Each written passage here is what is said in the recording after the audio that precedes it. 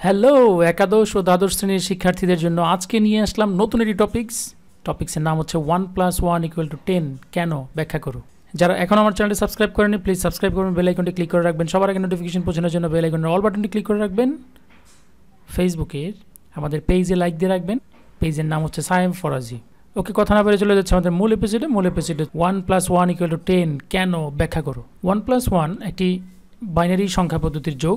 Binary সিস্টেমে 1 আর 1 যোগ করলে 10 হয়। আর প্রচলিত নিয়মে বা দশমিক সংখ্যা পদ্ধতিতে আমরা যে প্রচলিত নিয়ম বা আমরা যে পদ্ধতি ব্যবহার করি সেই পদ্ধতিটির নাম হচ্ছে দশমিক সংখ্যা পদ্ধতি। এটাই হচ্ছে প্রচলিত সংখ্যা পদ্ধতি। এই প্রচলিত বা দশমিক সংখ্যা পদ্ধতিতে 1 আর 1 যোগ করলে 2 হয়, অর্থাৎ 1 টাকা আর 1 টাকা যোগ করলে 2 টাকা হয়, এটা আমরা সবাই জানি।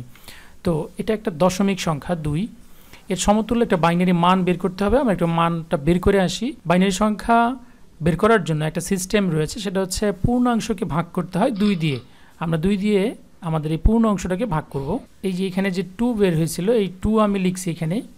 এই 2 লিখে বাইনারির বেস 2 দিয়ে ভাগ করলাম। 2 একে 2, অর্থাৎ ভাগফলটা এখানে বসাবো, ভাগশেষটা আমি এখানে বসাবো। 2 একে 2, ভাগশেষ 0।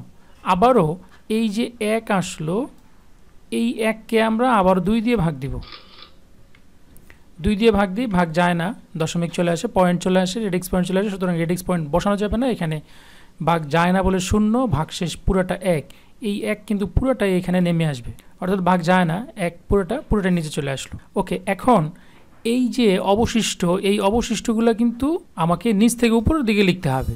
এই অবশিষ্ট প্রথমে আছে 1, তারপরে আছে 0, অর্থাৎ আমি যদি একটু সাজায় লিখি তাহলে প্রথমে 1 তারপরে 0, অর্থাৎ 10। আসলে 10 বলতে এখানে কিন্তু 10 না, এটা হচ্ছে কিন্তু এই যে ডেসিমাল সংখ্যার 2 এর সমান। তাহলে আমরা একটা সাধারণ সিদ্ধান্ত নিতে পারি, বাইনারি যোগের ক্ষেত্রে 1 আর 1 যোগ করলে 10 হয়। কিভাবে 10 হলো? 1 আর 1 যোগ করলে 2, 2 এর বাইনারি মান বের করলাম আমরা 10। সো ভিউয়ার্স, যদি ভিডিওটি ভালো লাগে অবশ্যই শেয়ার করবে। একাদশ ও দ্বাদশ শ্রেণীর জন্য মোস্ট ইম্পর্ট্যান্ট আরও বেশ কিছু টপিকস নিয়ে আমার চ্যানেলে আলোচনা রয়েছে, দেখার অনুরোধ রইল।